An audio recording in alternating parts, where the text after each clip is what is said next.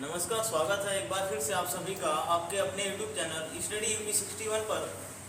मैं सत्यवंत आप सभी साथियों का नई ऊर्जा के साथ एक बार फिर हार्दिक स्वागत करता हूं। हम लोग अपने इस YouTube चैनल पर अध्ययन कर रहे हैं विषय हिंदी की, और हिंदी वर्णमाला का जो हमारा पिछला टॉपिक था, वर्णमाला का पार्ट 1 पार्ट 2 हमने अपलोड कर दिया है। और आपने अगर उस पार्ट को नहीं देखा तो जाकर के देख सकते हैं, और वहाँ से अगर आप शुरू करेंगे तो अगले वीडियोस को पढ़ने में थोड़ा सा और आनंद आएगा।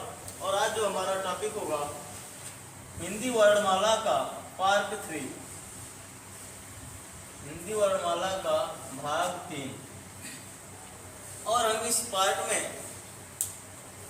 व्यंजनों के बारे में अध्ययन करने वाले हैं। पिछले 2 पार्ट में हमने पहले तो हिंदी को समझा, हिंदी भाषा के बारे में समझा, और इसके बाद वर्णमाला को हमने शुरू करके स्वरों के बारे में, स्वरों का वर्गीकरण देखा। और वहाँ से देखे जो स्वरों से संबंधित प्रश्न थे, भाषा से संबंधित प्रश्न थे, उन सभी प्रश्नों को हमने वहाँ पर डिस्कस किया। और आगे चलते हैं वर्णमाला के पार्ट 3 में व्यंजनों का अध्ययन करते हैं। तो साथियों, अगर देखें व्यंजन तो हम जानते हैं कि वे ध्वनियाँ या वे अक्षर, वे वर्ण जिनको उच्चारित करने के लिए स्वरों की सहायता लेनी पड़े, या वे ध्वनियाँ जो स्वयं से उच्चारित ना हो, व्यंजन कहलाती हैं। अर्थात जो स्वयं से उच्चारित नहीं होती हैं, तो भाई किसके सहारे उच्चारित होंगी? तो जो स्वयं से उच्चारित नहीं होती हैं, इनको उच्चारित करने के लिए, अर्थात व्यंजनों को उच्चारित करने के लिए स्वरों की सहायता लेनी पड़ती है। अर्थात जो व्यंजन है किसकी सहायता से उच्चारित होते हैं? भाई स्वर की सहायता से उच्चारित होते हैं। व्यंजन किसकी सहायता से उच्चारित होते हैं? स्वर की सहायता से। आगे अगर देखें हम, तो हमारे हिंदी वर्णमाला में कुल कितने व्यंजन हैं? तो हिंदी वर्णमाला में अगर हम बात करें भाई, तो कुल व्यंजनों की संख्या 39 है। 39 कितनी है भाई? 39 है। हिंदी वर्णमाला में व्यंजनों की संख्या, हिंदी वर्णमाला में व्यंजन वर्णों की संख्या,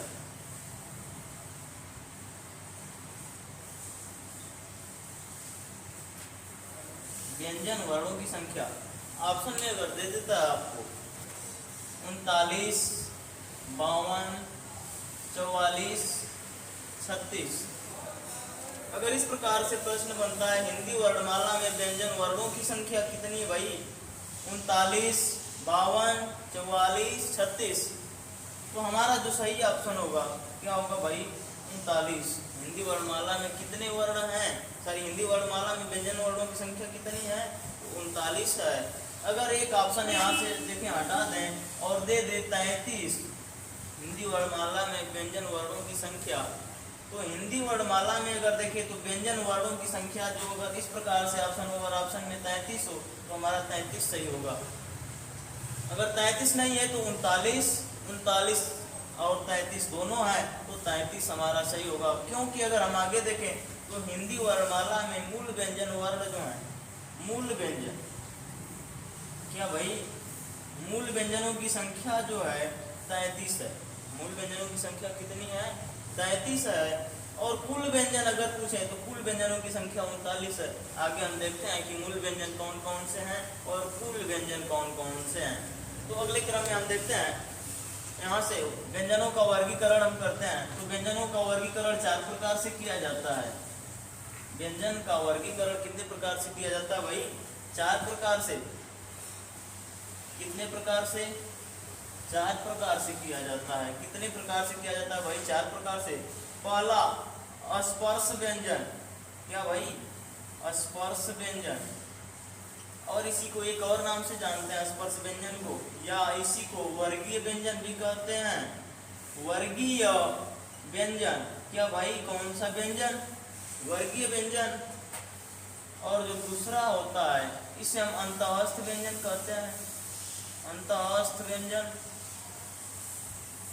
अंतःस्थ व्यंजन। और तीसरा जो व्यंजन है, तीसरा व्यंजन ऊष्म व्यंजन, ऊष्म व्यंजन। और चौथा व्यंजन जो है भाई, चौथा व्यंजन हम इसको कहते हैं संयुक्त व्यंजन, संयुक्त व्यंजन, संयुक्त व्यंजन को एक और नाम से जानते हैं मिश्र व्यंजन या मिश्रित व्यंजन, संयुक्त या मिश्रित व्यंजन, मिश्रित व्यंजन। और एक देखें तो एक और होता है जिसे हम द्विगुण व्यंजन कहते हैं, उसको हम थोड़ा सा बाद में देख लेंगे। तो यहाँ पर अगर देखें तो कुल व्यंजनों की संख्या नीचे देख लेते हैं, और यहाँ से देखें उसमें व्यंजन को एक और नाम दिया जाता है संघर्षी व्यंजन, संघर्षी व्यंजन, और इसी को एक और नाम दिया जाता है अल्पीय व्यंजन, अल्पीय व्यंजन। और एक होता है भाई अगर देखें तो 1 2 3 4 और एक पांचवा अन्य प्रकार का होता है जिसे हम क्या कहते हैं भाई द्विगुण व्यंजन, द्विगुण व्यंजन। द्विगुण व्यंजन को ही, द्विगुण व्यंजन को ही उत्क्षिप्त व्यंजन भी कहा जाता है, उत्क्षिप्त व्यंजन। और इसी को उस्रीप्य व्यंजन भी कहा जाता है, या इसी को एक और नाम देते हैं उस्रीप्य व्यंजन, और इसी को एक और नाम देते हैं ताड़न जात व्यंजन, ताड़न जात व्यंजन, ताड़न जात व्यंजन, ताड़न जात व्यंजन। तो यहाँ पर अगर हम देखें भाई तो व्यंजन कितने प्रकार के, तो मुख्य रूप से 3 प्रकार के होते हैं।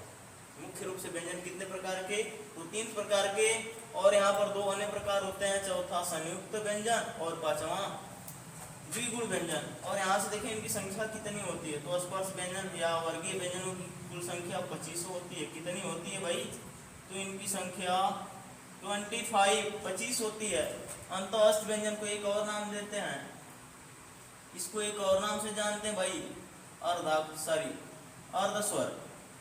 किस नाम से, अर्धस्वर, अर्धस्वर, या इसी को कहा जाता है स्वर तथा व्यंजन के बीच की ध्वनि। स्वर तथा व्यंजन के बीच की ध्वनि किसे कहते हैं, तो अंतःस्थ व्यंजन को कहते हैं। अंतःस्थ व्यंजन का अध्ययन करेंगे तो देखेंगे। अभी हम व्यंजनों का परिचय देख रहे हैं। तो स्पर्शी व्यंजन या स्पर्श व्यंजन या वर्गीय व्यंजन इनकी संख्या कितनी है, 25 है। अंतःस्थ व्यंजन या अर्धस्वर की संख्या कितनी है, तो इसकी संख्या 4 है कुल टोटल। उष्म व्यंजन, संघर्षी व्यंजन या अल्पीय व्यंजन, एक ही व्यंजन का नाम जिसे हम उष्म व्यंजन जानते हैं, उष्म व्यंजन को संघर्षी व्यंजन भी कहते हैं, और इसे ही अल्पीय व्यंजन भी कहा जाता है, एक नया नाम। और इसकी संख्या कितनी होती है, 4 होती है। इसके बाद संयुक्त या मिश्रित व्यंजन, इनकी संख्या कितनी होती है भाई, तो इनकी संख्या भी 4 होती है। और द्विगुण व्यंजन या उत्क्षिप्त व्यंजन या उस्रीप्य व्यंजन कह लें या ताड़नजात व्यंजन कह लें, इसकी संख्या कितनी होती है भाई, तो इसकी संख्या भी इसकी संख्या 2 होती है। कितनी होती है, 2। तो यहाँ पर अगर हम देख सकते हैं आप, तो 25 स्पर्शी व्यंजन, 4 अर्धस्वर, 4 उष्मीय व्यंजन, 4 संयुक्त व्यंजन और 2 द्विगुण व्यंजन, कुल मिलाकर के कितने हो जाएंगे, 5 4 9, 9 4 13, 13 4 17, 17 2 19 को 9 और आपका कैरी 1 होगा, 2 1 3। अर्थात व्यंजनों की कुल संख्या कितनी है, 39 है भाई। कितनी है, 39 है। अगर मूल व्यंजन पूछे, ये तो हो गए हमारे कुल व्यंजन। क्या भाई, कुल व्यंजन। अगर मूल व्यंजन कहें तो मूल व्यंजन में हमारा आएगा स्पर्श व्यंजन जिसकी संख्या 25, अंतःस्थ व्यंजन जिसकी संख्या 4, और उष्म व्यंजन इसकी संख्या कितनी, 4। और यही व्यंजन किसके अंतर्गत आते हैं भाई, तो मूल व्यंजन। किसके अंतर्गत आते हैं, मूल व्यंजन। मूल व्यंजन में कौन कौन से वर्ड आते हैं, स्पर्श व्यंजन के वर्ड आते हैं, अंतःस्थ व्यंजन के वर्ड आते हैं और उष्म व्यंजन के वर्ड आते हैं। और इनको क्या कहते हैं भाई, मूल व्यंजन कहते हैं। और मूल व्यंजनों की संख्या कितनी है, तो 25 4 29 29 4 33। कितने भाई साहब, 33। तो व्यंजन कितने भाई, 39 कुल व्यंजन अगर पूछे तो 39 विषय हमने देख लिया कि कैसे ऑप्शन होगा तो लगाएंगे। और यहाँ पर मूल व्यंजनों की संख्या अगर पूछता है तो 33। कौन कौन से मूल व्यंजन के अंतर्गत आते हैं, तो स्पर्श व्यंजन आता है, अंतःस्थ व्यंजन आता है और उष्म व्यंजन आता है। ठीक है, अब आगे 4-5 के बारे में अध्ययन कर लेते हैं। यहीं से आएगा आपका काकल्य व्यंजन, उरस्थ व्यंजन, इसके बाद उरस्थ व्यंजन, काकल्य व्यंजन, या इसी को हम स्वरतंत्री व्यंजन भी कहते हैं। और एक होता है प्रकंपित व्यंजन, एक होता है द्वितीय प्रकंपित व्यंजन। तमाम प्रकार के हैं, उन सबको हम यहाँ पर देख लेते हैं। बारी बारी सबका अध्ययन किया जाता है। और यहाँ से देखें तो पहले हम अध्ययन करते हैं स्पर्श व्यंजन के बारे में। स्पर्श व्यंजन के बारे में थोड़ा सा हम अध्ययन कर लेते हैं भाई। स्पर्श व्यंजनों की संख्या कितनी है? तो अगर हमसे पूछता है भाई स्पर्श व्यंजनों की संख्या कितनी है, तो स्पर्श व्यंजनों की संख्या 25 है। स्पर्श व्यंजन कोई वर्गीय व्यंजन भी कहते हैं। स्पर्श व्यंजन या स्पर्शी भी कहीं आपको मिलता है, स्पर्शी व्यंजन, स्पर्शी व्यंजन, या इसी को क्या कहते हैं भाई? वर्गीय व्यंजन। क्या कहते हैं भाई साहब? वर्गीय व्यंजन। देखेंगे वर्गीय व्यंजन क्यों कहते हैं, तो देख लिया जाएगा यहाँ पे। इसकी संख्या कितनी है? इसकी संख्या भाई साहब 25 है। 25, 25, 2 दाई 5 इकाई 20, 5 25। स्पर्शी व्यंजन, इसकी संख्या 25। स्पर्शी क्यों कहते हैं? पहला प्रश्न। जो व्यंजन इसके अंतर्गत आते हैं उन्हें स्पर्शी क्यों कहते हैं? तो स्पर्शी कहने का मुख्य उद्देश्य, मुख्य कारण है कि जो स्पर्शी व्यंजन है ये जब हम इनको बोलते हैं, जब इनका उच्चारण करते हैं, जब हम इनका उच्चारण मुख से ही करते हैं ना, किसी वर्ण का, किसी ध्वनि का उच्चारण कहाँ से किया जाता है? मुख से। तो जब हम इनका उच्चारण करते हैं तो कहीं न कहीं ये स्पर्श करके निकलते हैं, हमारे मुख के किसी न किसी भाग को स्पर्श करके निकलते हैं। इस वजह से इन्हें क्या कहते हैं भाई? स्पर्शी व्यंजन कहते हैं। जैसे कोई वर्ण है जो कंठ से कंठ को स्पर्श करके निकलता है उसे हम कंठ वर्ण कहते हैं। इसके बाद तालु से कोई स्पर्श होता है तो उसे तालव्य वर्ण कहते हैं। इसके बाद मूर्धा से जो उच्चरित होता है मूर्धन्य वर्ण कहते हैं। इसके बाद ओष्ठ दंत से जो होता है उसे दंत वर्ण कहते हैं। इसके बाद जो ओष्ठ से उच्चरित होता है, ओष्ठ को संपर्क करके उच्चरित होता है, उसे ओष्ठ वर्ण कहते हैं। और यहाँ पर देखें तो स्पर्शी व्यंजनों की संख्या कितनी है? 25 है। और स्पर्शी व्यंजनों को 5 वर्गों में रखा गया है। स्पर्शी व्यंजनों को कितने वर्गों में रखा गया है? 5 वर्गों में रखा गया है। लिख सकते हैं आप, स्पर्शी व्यंजनों को 5 वर्गों में रखा गया है। प्रत्येक वर्ग में कितने व्यंजन है भाई? 5 वर्गों में रखा गया है। और प्रत्येक वर्ग में 5-5 व्यंजन है। कितने व्यंजन है भाई? 5-5 व्यंजन है। स्पर्शी व्यंजनों को 5 वर्गों में रखा गया है। प्रत्येक वर्ग में 5-5 व्यंजन है, अर्थात एक वर्ग में 5 व्यंजन, तो कुल 5 वर्ग। तो 5 वर्ग में कितने व्यंजन भाई? 5-5 25 व्यंजन। अर्थात स्पर्शी व्यंजनों की संख्या कितनी भाई? 25। इन्हें क्या रखा गया भाई? कैसे रखा गया है? वर्गों में रखा गया है। वर्गों में रखे जाने के कारण इसी व्यंजन को, इसी व्यंजन वर्ण को हम क्या कहते हैं? वर्गीय व्यंजन कहते हैं। जैसे शहर में रहने वाले व्यक्ति को शहरी कहते हैं, देहात में रहने वाले को देहाती, गांव में रहने वाले को ग्रामीण। इसी प्रकार से जो वर्गों में रहता है उसे क्या कहते हैं? वर्गों में रहने वाले व्यंजन को हम क्या कहते हैं भाई? वर्गीय व्यंजन कहते हैं। क्या कहते हैं? वर्गीय व्यंजन। स्पष्ट है तो आगे चला जाए। अगर स्पष्ट नहीं है तो आप कमेंट बॉक्स में टाइप कीजिएगा और हम आपका जवाब देने के लिए तत्पर होंगे। और यहाँ से 5 वर्गों में रखा गया भाई स्पर्शी व्यंजनों को या वर्गीय व्यंजनों को। कितने वर्गों में रखा गया है? तो कुल 5 वर्गों में रखा गया है। प्रत्येक वर्ग में कितने व्यंजन आते हैं? तो प्रत्येक वर्ग में 5-5 व्यंजन आते हैं। अर्थात वर्गीय व्यंजनों की संख्या कितनी है? स्पर्श व्यंजनों की संख्या कितनी है? तो 25 है। अब ये 25 व्यंजन कौन कौन से हैं? 5 वर्ग कौन कौन से हैं तो देख लेते हैं। तो 5 वर्ग इधर लिख लेते हैं भाई, वर्ग वर्ग, और इस इधर लिख लेते हैं इस वर्ग में कौन कौन से वर्ण आते हैं? वर्ग। ठीक है ना जी? ठीक है, वर्ग और इधर वर्ग। तो अगर देखें पहला वर्ग जो होता है हम इसे क वर्ग कहते हैं। क्या कहते हैं भाई? क वर्ग कहते हैं। दूसरा वर्ग जो होता है च वर्ग होता है। कौन सा वर्ग? च वर्ग। तीसरा ट वर्ग होता है। चौथा त वर्ग होता है आपका। और जो 5वां और अंतिम वर्ग होता है इसे प वर्ग कहते हैं। क्या कहते हैं भाई साहब? प वर्ग कहते हैं। और यहाँ पर देख लिया जाता है प्रत्येक वर्ग में कौन कौन से व्यंजन आते हैं। वर्गों की संख्या कितनी पड़े? 5। कौन कौन से? क वर्ग, च वर्ग, ट वर्ग, त वर्ग और प वर्ग। क वर्ग में कौन कौन से वर्ण आते हैं? तो क, ख, ग, घ, अंग। च में च, छ, ज, झ, ञ। ट, ठ, ड, ढ, ड़। त में त, थ, द, ध और न। प वर्ग में कौन कौन से वर्ग आते हैं भाई? प, फ, ब, भ और म। प, फ, ब, भ, म। और देखिए तो प्रत्येक में 5-5 वर्ण हैं कि नहीं? 1, 2, 3, 4, 5। 1 लाइन, 2 लाइन, 3 लाइन, 4 लाइन और इधर वाली 5 लाइन। ठीक है ना जी? हाँ ठीक है।